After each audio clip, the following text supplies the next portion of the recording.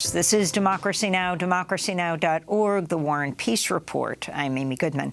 The United Nations, European Parliament, and many leading human rights groups are condemning Greece for putting on trial 24 volunteer rescue workers who helped save thousands of migrants fleeing violence, poverty, and persecution.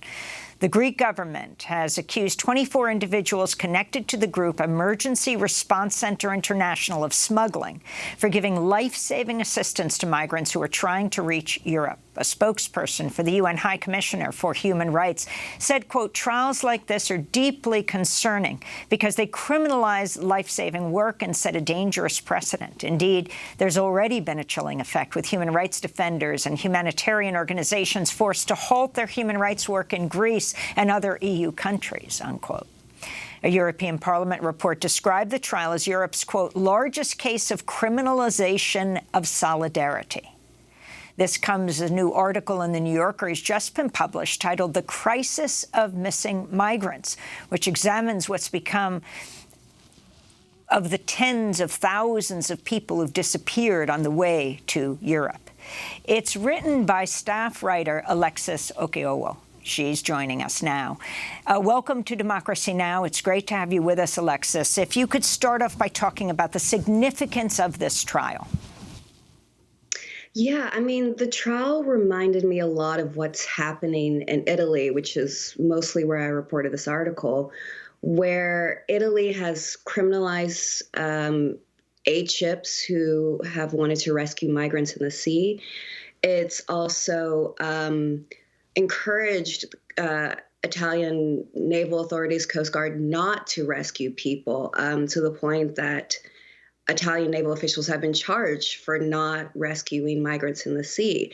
And it's just, as you said, part of this disturbing trend of criminalizing life-saving actions to vulnerable people and making even it more risky for people trying to make it over the sea to Europe and increasing the likelihood that they will die.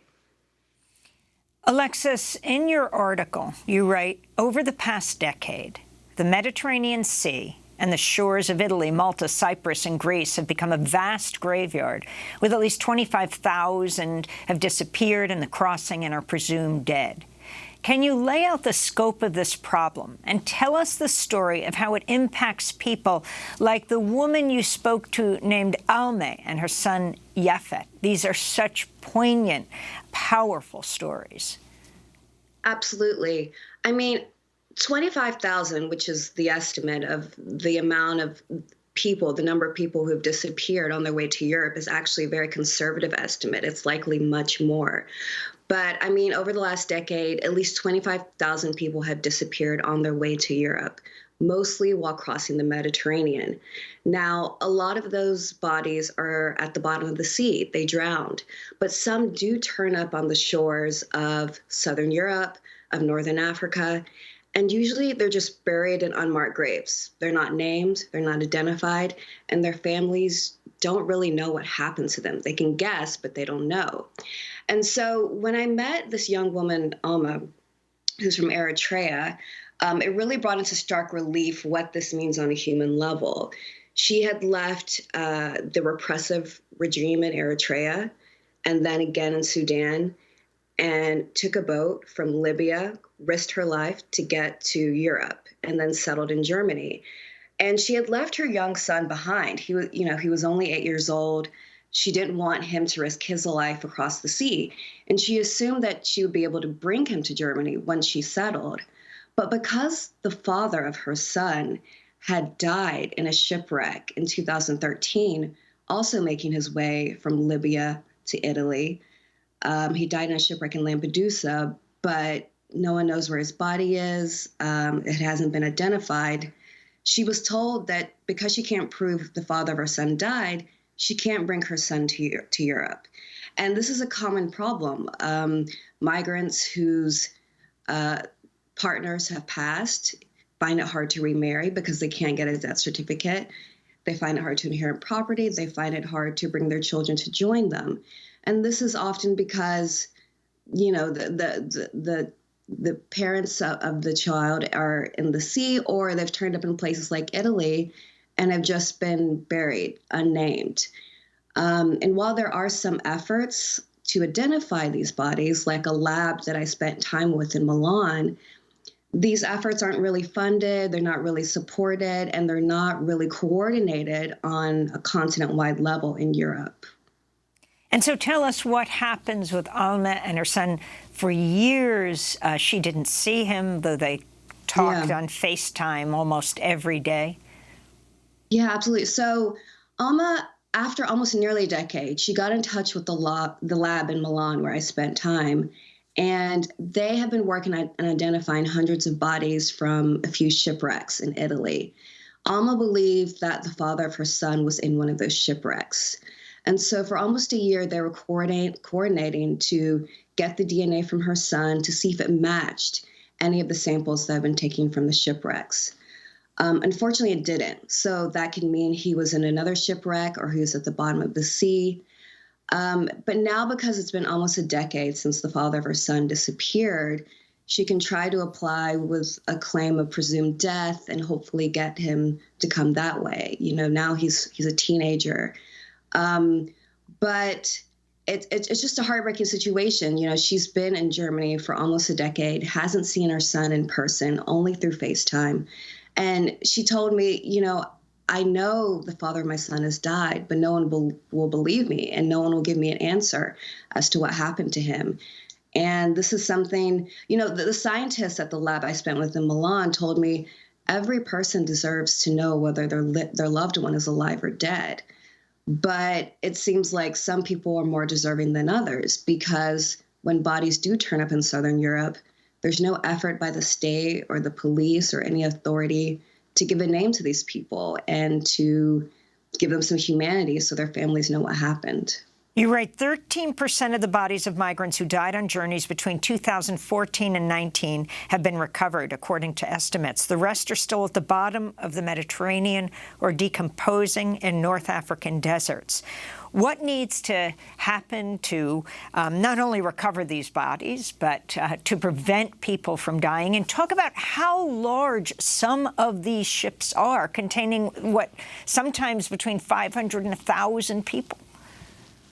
Absolutely. So there are two lines of thought. One is that for those 13% of bodies that we do have, we can have Malta, Greece, Italy, the places where most of the bodies turn up, actually, you know, take DNA samples, take photographs, put this in a database that all European countries can access, so that there's a way for families to identify their loved ones. And then, like Italy has done once before, you know, recover the boats from the sea. You know, it can be expensive, but it is doable. So many boats just drop to the bottom of the sea and that's it. You know, it's like they're forgotten. And there is a way to deal with that. And then, you know, as I talked with the International Committee of the Red Cross, for the people who don't have bodies, there is a way to interview survivors, interview smugglers, reach out to the communities from which the passengers came in order to devise a probable passenger manifest, so that you can at least families know this is probably what happened. Someone saw or knew that your loved one was on this boat and they didn't make it.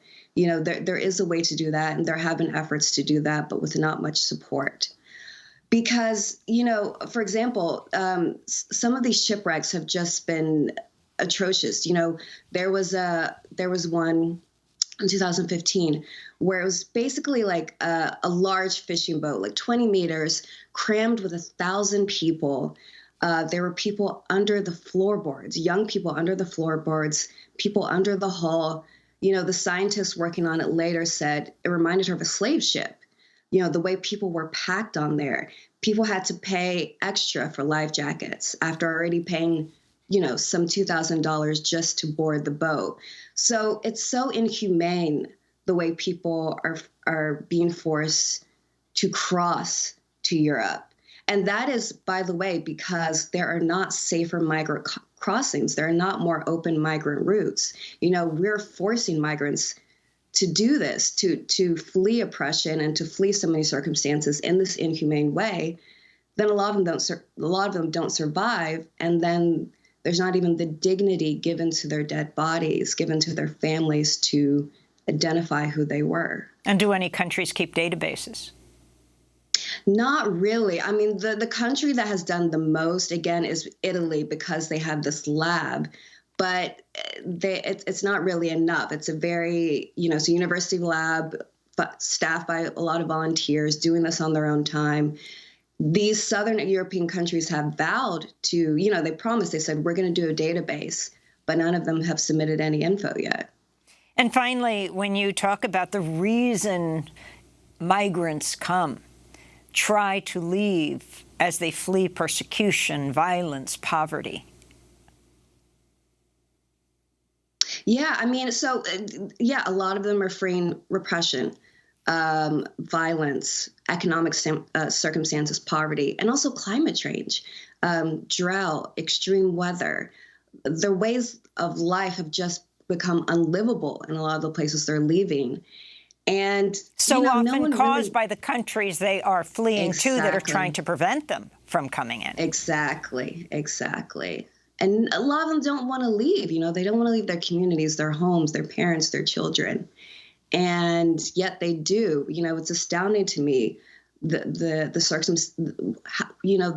extent to which people risk their lives to get to Europe, only to die or be turned away.